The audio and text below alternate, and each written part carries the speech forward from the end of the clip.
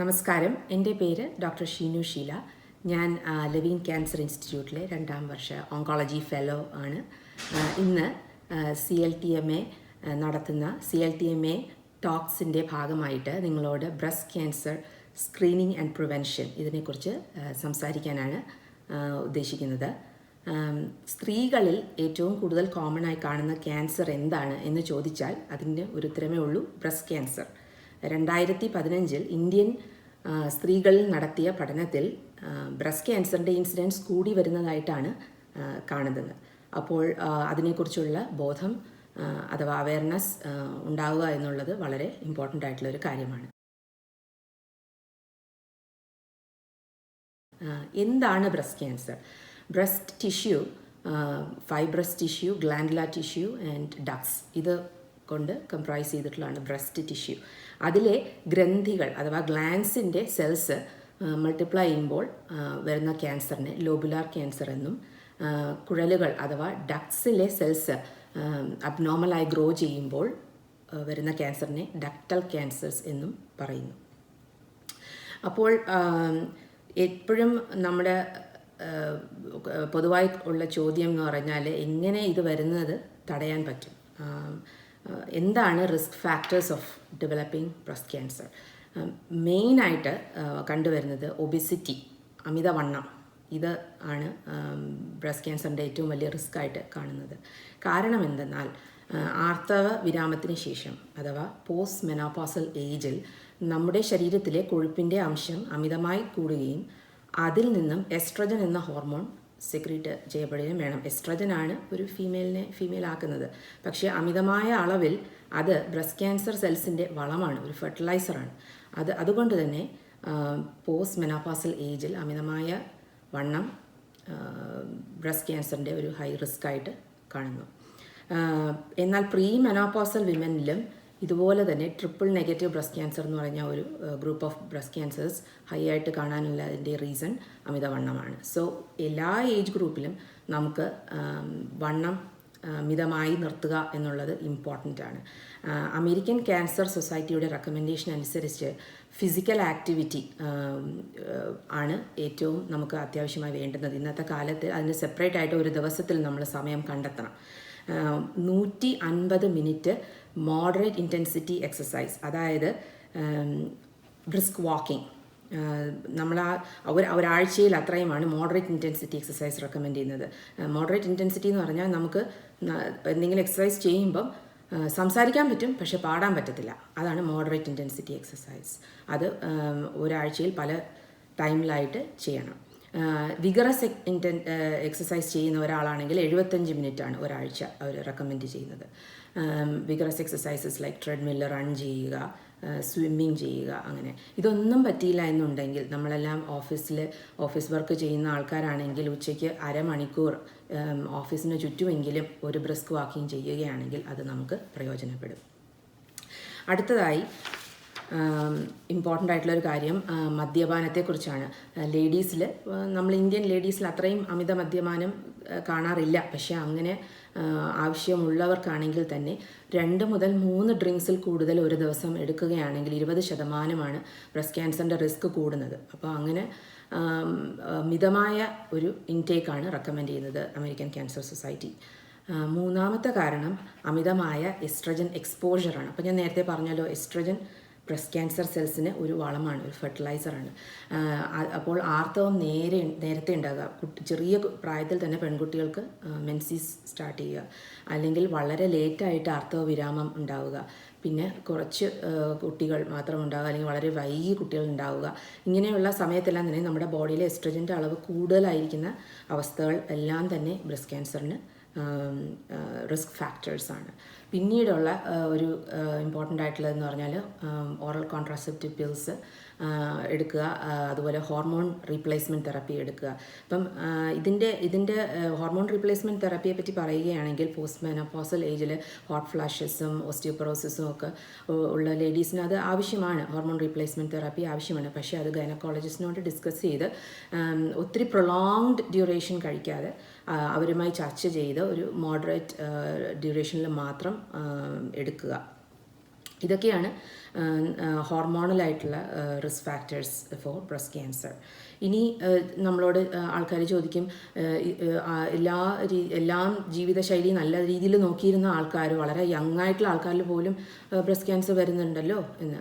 അപ്പം അങ്ങനെ നോക്കുകയാണെങ്കിൽ 80% ബ്രസ്റ്റ് ക്യാൻസേഴ്സിൽ നമുക്ക് ഫാമിലി ഹിസ്റ്ററി ഒന്നും ഉണ്ടാവില്ല. അവർക്ക് അമ്മമാർക്കോ അനിയത്തിമാർക്കോ മുത്തശ്ശിമാർക്കോ ഒന്നും ബ്രസ്റ്റ് ക്യാൻസർ ഉണ്ടായിട്ടുണ്ടാവില്ല. പക്ഷേ ഒരു 20% ഇന്ത്യൻ ഫീമെയിൽസിൽ നടത്തിയ സ്റ്റഡീസിൽ അവർക്ക് ഫാമിലി ഹിസ്റ്ററി ഉണ്ട്. അതായത് അവരുടെ മുത്തശ്ശിമാരോ അമ്മമാരോ അമ്മായിമാരോ ആൺസ് അവരിലെല്ലാം ഉണ്ടായിരുന്നു. അങ്ങനെ ഒരു കുടുംബത്തിലെ ആരോഗ്യ ചരിത്രം നമ്മൾ അറിഞ്ഞിരിക്കണം.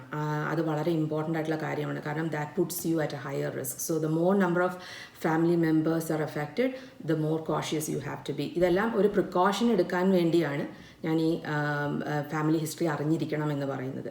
പിന്നെ ഒരു വിഭാഗം ബ്രസ്റ്റ് ക്യാൻസർ ഉണ്ട്, ഹെറിഡിറ്ററി ബ്രസ്റ്റ് ക്യാൻസർ. അത് ഒത്തിരി മീഡിയ അതിനെക്കുറിച്ച് എസ്പെഷ്യലി US പോപ്പുലറൈസ്ഡ് ആക്കിയതാണ് ബ്രാക്ക ജീൻസ് എന്ന് പറഞ്ഞിട്ട്. ആ ജീൻസിൻ്റെ മ്യൂട്ടേഷൻ നമ്മുടെ ശരീരത്തിലുണ്ടെങ്കിൽ നമുക്ക് ലൈഫ് ടൈമിൽ ബ്രസ്റ്റ് ക്യാൻസർ വരാനുള്ള സാധ്യത കൂടുതലാണ്. And this gene is also associated with other cancers, ovarian cancer, pancreatic cancer. ഇത് ഉണ്ട് എന്നറിയണമെങ്കിൽ ഒരു ജനറ്റിക് കൗൺസിലിൻ്റെ അടുത്ത് പോയി ടെസ്റ്റ് ചെയ്താൽ മാത്രമേ അറിയാൻ പറ്റുള്ളൂ. അത് ഉണ്ടെങ്കിൽ അതിന് ഫലപ്രദമായ ചികിത്സയുണ്ട്. അതായത് ചൈൽഡ് ബെയറിങ് കഴിഞ്ഞാൽ, കുട്ടികളെല്ലാം ആയിക്കഴിഞ്ഞാൽ സ്ഥലങ്ങൾ ഓപ്പറേഷൻ ചെയ്ത് റിമൂവ് ചെയ്യുക, ഓവറി, ഫലോപ്പിയൻ ട്യൂബ് മുതലായവ എടുത്ത് മാറ്റുക. ഇതെല്ലാം കുട്ടികളായിട്ടില്ല എന്നുണ്ടെങ്കിൽ അവരിൽ കൂടുതൽ അഗ്രസീവായിട്ട് screening methods like mammography, MRI of the breast, ഇതെല്ലാം വരെ അഗ്രസീവായിട്ട് ചെയ്യുക. സോ ദാറ്റ് നമുക്ക് നേരത്തെ തന്നെ ഡിറ്റക്റ്റ് ചെയ്യാൻ പറ്റും അതിന് വേണ്ടിയിട്ടാണ് ഇതിനെക്കുറിച്ചുള്ള അറിവ് ഇമ്പോർട്ടൻ്റ് ആയിട്ടുള്ളത്. ഇത് കൂടാതെ സ്ഥലങ്ങളിൽ കാണുന്ന മറ്റ് മുഴകൾ, ഫൈബ്രോ അഡിനോമ അല്ലെങ്കിൽ എറ്റിപ്പിക്കൽ ഫൈബ്രോഅഡിനോമ അത്രയും ക്യാൻസർ റിസ്ക് കൂട്ടത്തില്ല. പക്ഷേ എറ്റിപ്പിക്കൽ ഡക്ടൽ ഹൈപ്പർപ്ലേസിയ അല്ലെങ്കിൽ എറ്റിപ്പിക്കൽ ലോബുലാർ ഹൈപ്പർപ്ലേസിയ ഇതെല്ലാം ക്യാൻസർ കൂട്ടുന്നതായിട്ട് കണ്ടുപിടിച്ചിട്ടുണ്ട്. പിന്നെ എല്ലാവർക്കും ഇപ്പോൾ ഡയറ്റ്, എല്ലാവരുടെയും ചോദ്യം അതാണ്, ഈ ഡയറ്റ് ഞാൻ ഫോളോ ചെയ്താൽ എനിക്ക് ബ്രസ്റ്റ് ക്യാൻസർ വരുമോ? ഇപ്പോൾ ഒരു കാര്യം ചിന്തിച്ച് നോക്കിയാൽ, അമിതമായ കൊഴുപ്പുള്ള ഫുഡ് നമ്മൾ കഴിക്കുകയാണെങ്കിൽ നമുക്ക് ഓവർ വെയ്റ്റ്, ഒബിസിറ്റി ഉണ്ടാവില്ലേ? അപ്പോൾ അത് കാരണം എസ്ട്രോജൻ്റെ അളവ് കൂടില്ലേ? So indirectly it can lead to breast cancer. It is a risk factor for breast cancer. അപ്പോൾ ലോ ഫാറ്റ് ഡയറ്റ്, പ്രോസസ്ഡ് മീറ്റ്സും എല്ലാം കുറയ്ക്കുക, poultry, fish, vegetables and fruits, ഇത് ധാരാളമായുള്ള ഫുഡ് കഴിക്കുക, അത് നല്ലതാണ്. പിന്നെ നമ്മൾ എല്ലാവരും ചോദിക്കുന്നതാണ്, എൻ്റെ ശരീരത്തിൽ വൈറ്റമിൻ്റെ അളവ് കുറഞ്ഞതുകൊണ്ടാണോ എനിക്ക് ബ്രസ്റ്റ് ക്യാൻസർ വന്നത്? ഇതുവരെ നമുക്ക് വൈറ്റമിൻസും ബ്രസ്റ്റ് ക്യാൻസറും തമ്മിലുള്ള ഒരു കോറിലേഷൻ കണ്ടുപിടിക്കാൻ പറ്റിയിട്ടില്ല. പിന്നെ പൊതുവായി കേൾക്കുന്നതാണ് കെമിക്കൽസ്, പെസ്റ്റിസൈഡ്സ്, ഡിയോഡ്രൻസ്, കോസ്മെറ്റിക്സ്, ഇതെല്ലാം നമുക്ക് റിസ്ക് ഫാക്ടർ ആണോ ബ്രസ്റ്റ് ക്യാൻസറിന്? അപ്പോൾ theoretically speaking they can cause, but definitive correlative studies we don't have at this point. പിന്നെ അടുത്ത ഒരു ചർച്ച, ഇപ്പോൾ നമ്മൾ കുറേ റിസ്ക് ഫാക്ടേഴ്സിനെ പറ്റിയും ജീവിതശൈലിയെ പറ്റിയെല്ലാം പഠിച്ചല്ലോ. അപ്പോൾ അടുത്തത് ഇനി സ്ക്രീനിങ് മെത്തേഡ്സ് എന്തൊക്കെയാണ് എന്ന് നമുക്കൊന്ന് പരിശോധിക്കാം. അതായത് ബ്രസ്റ്റ് ക്യാൻസർ ഒരു മുഴയായി ബ്രസ്റ്റിൽ വന്നതിന് ശേഷം അത് പടരുകയാണെങ്കിൽ അത് ആക്സിലറി ലിംഫ് നോഡ്സ്, അതായത് കക്ഷത്തിലെ നോഡ്സിലോട്ടാണ് പോവുക. പിന്നെ അവിടെ നിന്നാണ് അത് ശരീരത്തിൻ്റെ മറ്റ് ഭാഗങ്ങളിലേക്ക് പടരുന്നത്. അപ്പം ഏറ്റവും ഏർലി ആയിട്ട് ഡിറ്റക്റ്റ് ചെയ്യാൻ പറ്റിയാൽ ഏറ്റവും ബെസ്റ്റായിട്ട് ഇത് ക്യൂർ ചെയ്യാൻ പറ്റും. അപ്പോൾ ബ്രസ്റ്റിൽ ഫോക്കസ് ചെയ്തിട്ടുള്ള ടെസ്റ്റിൽ ഏറ്റവും ഇമ്പോർട്ടൻ്റ് ആയിട്ട് അറിഞ്ഞിരിക്കേണ്ടത് മമ്മോഗ്രഫിയാണ്. മമ്മോഗ്രഫി എന്ന് പറഞ്ഞാൽ ഒരു എക്സ്റേ ടെസ്റ്റാണ്. അതായത് ബ്രസ്റ്റ് ഒരു ഫ്ലാറ്റ് പ്ലാറ്റ്ഫോമിൽ വെച്ചിട്ട് 2 ഡയറക്ഷനിൽ നിന്നും എക്സ്റേസ് പോവുകയും അതിൻ്റെ ഫിലിം ഒരു എക്സ്പേർട്ട് ആയിട്ടുള്ള റേഡിയോളജിസ്റ്റ് റീഡ് ചെയ്തിട്ട് നമുക്ക് എന്തെങ്കിലും കാൽസിഫിക്കേഷൻസ്, മുഴകൾ ഇതെല്ലാം ഉണ്ടോ എന്ന് നമ്മളോട് പറയുകയും ചെയ്യും. അതിനുശേഷം ബയോപ്സി. ഇത് അപ്പോൾ സ്ക്രീനിങ് ചെയ്യേണ്ട വയസ്സ് എന്ന് പറഞ്ഞാൽ 40 വയസ്സ് തൊട്ട് സ്ത്രീകൾ എല്ലാ വർഷവും സ്ക്രീനിങ് മാമോഗ്രഫി ചെയ്യണം എന്നുള്ളതാണ് അമേരിക്കൻ ക്യാൻസർ സൊസൈറ്റി ആയാലും മറ്റ് പല അസോസിയേഷൻസും ഒക്കെ റെക്കമെൻഡ് ചെയ്യുന്നത്. എസ്പെഷ്യലി ഇൻ ഷാർലറ്റ് നമ്മുടെ ഇവിടുത്തെ ഫിസിഷ്യൻസ് കൂടുതലും ആ ഒരു റെക്കമെൻഡേഷനാണ് ഫോളോ ചെയ്യുന്നത്. പിന്നെ നമ്മൾ ഓൺലൈൻ നോക്കുകയാണെങ്കിൽ പലതരത്തിൽ കാൽക്കുലേറ്റേഴ്സ് അല്ലെങ്കിൽ റിസ്ക് അസസ് ചെയ്യാനുള്ള ടൂൾസ് അവൈലബിൾ ആണ്. അതിന് ഒന്നാണ് മോഡിഫൈഡ് ഗെയിൽ മോഡൽ എന്ന് പറഞ്ഞത്. അപ്പോൾ അതിൽ നമ്മൾ ഏത് പ്രായത്തിൽ മെൻസസ്സായി, ഏത് പ്രായത്തിലാണ് ഫസ്റ്റ് ചൈൽഡ് ഉണ്ടായത്, ഫാമിലിയിൽ ആർക്കെങ്കിലും ബ്രസ്റ്റ് ക്യാൻസർ ഉണ്ടോ, പിന്നെ മുമ്പ് ബയോപ്സി ചെയ്തിട്ടുണ്ടോ ബ്രസ്റ്റിൽ എന്തെങ്കിലും കാരണത്തിനായി, പിന്നെ റേസ്, എത്നിസിറ്റി, ഈ കാര്യങ്ങളെല്ലാം പ്ലഗ് ഇൻ ചെയ്താൽ it will give you like A number that kind of predicts your risk for breast cancer. ഇത് ഒരു ഫിസിഷ്യനുമായി സംസാരിച്ചതിന് ശേഷം മാത്രം ചെയ്യുക. ഇതിൽ ഹൈ റിസ്ക് ആണെങ്കിൽ there are methods called chemo prevention, medicines എല്ലാം ഉണ്ട്. പക്ഷേ ഇതൊന്നും സ്വയം ചികിത്സയ്ക്ക് വേണ്ടിയല്ല ഞാൻ പറയുന്നത്. I am just telling this four awareness, but always do these things in discussion with your primary care physician. പിന്നെ പറയാനുള്ളത്, നമ്മുടെ ഷാർലറ്റിൽ ഇപ്പോൾ ഒത്തിരി പ്രവാസികളുണ്ട്. നമുക്ക് ജോലിയുടെ ഭാഗമായിട്ട് ഇൻഷുറൻസ് ഉണ്ട്. അപ്പോൾ ഫിസിക്കലിലും അതെല്ലാം ചെയ്യുന്ന കൂട്ടത്തിൽ ഞാൻ പറഞ്ഞല്ലോ സ്ക്രീനിങ് മാമോഗ്രാഫി എവറി ഇയർ ചെയ്യണമെന്ന്. ചില കാരണങ്ങൾ കൊണ്ട്, ഇൻഷുറൻസ് മറ്റുള്ള കാരണങ്ങൾ കൊണ്ടോ അത് അഫോർഡ് ചെയ്യാൻ പറ്റാത്തവർക്കാണെങ്കിൽ 2 റിസോഴ്സസ് ഉണ്ട്. ഒരു മാമോഗ്രാമിൻ്റെ കോസ്റ്റ് എന്ന് പറയുന്നത് $150 ആണ്.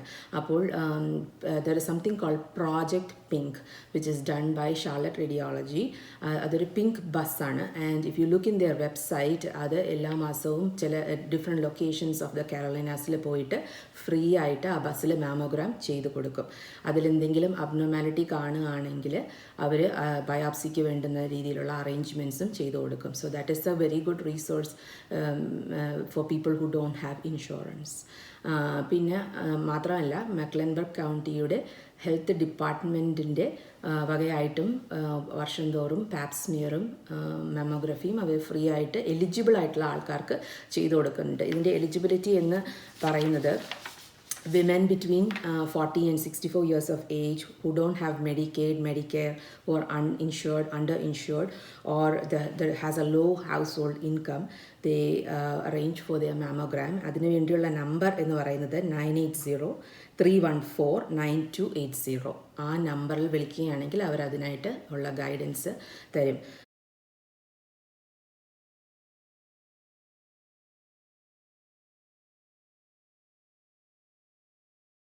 സോ ഇത്രയും കാര്യങ്ങൾ ഞാൻ പറഞ്ഞല്ലോ. ഒരു പോസിറ്റീവ് നോട്ടായിട്ട് പറയുകയാണെങ്കിൽ, ബ്രസ്റ്റ് ക്യാൻസർ ട്രീറ്റ്മെൻറ്റ് സയൻറ്റിഫിക്കലി ഒത്തിരി അഡ്വാൻസ്മെൻറ്റ്സ് വന്നു കഴിഞ്ഞു. ഏർലി ആയിട്ട് ട്രീറ്റ് ചെയ്യുകയാണെങ്കിൽ 100% ക്യൂറബിൾ ആണ് ഇത്. ലേറ്റ് സ്റ്റേജസ് അഥവാ മെറ്റാസ്റ്റാറ്റിക് സ്റ്റേജ് ബ്രസ്റ്റ് ക്യാൻസറിലും ഒത്തിരി ചേഞ്ചസ് വന്നു. ആൻഡ് അത് കാരണം നമുക്ക് ഇപ്പോൾ പേഷ്യൻസിനെ കുറേ they live long many more years than how it use to be in the past. So that's a very positive note that I want to tell you guys, that so much of scientific advancement has happened in this field. But prevention is better than cure. So നമ്മുടെ ശരീരത്തെ നമ്മൾ അറിഞ്ഞിരിക്കുക. Awareness of your own body is very important. എന്തെങ്കിലും മുഴകളോ തടിപ്പുകളോ എന്തെങ്കിലും വരികയാണെങ്കിൽ early ആയിട്ട് തന്നെ contact your physician. And all the lifestyle modifications that we mentioned, അതും പ്രാക്ടീസ് ചെയ്യുക. അങ്ങനെ ഒരു ഹെൽത്തി ഫ്യൂച്ചറിന് വേണ്ടി നമ്മളെല്ലാവരും പരിശ്രമിക്കുക. ഈ കണ്ടൻറ്റ്സ് എല്ലാം പ്രിപ്പയർ ചെയ്യാൻ എന്നെ സഹായിച്ച എൻ്റെ mentor doctor Julie Fisher, I would like to thank her at the end of this video, and good luck.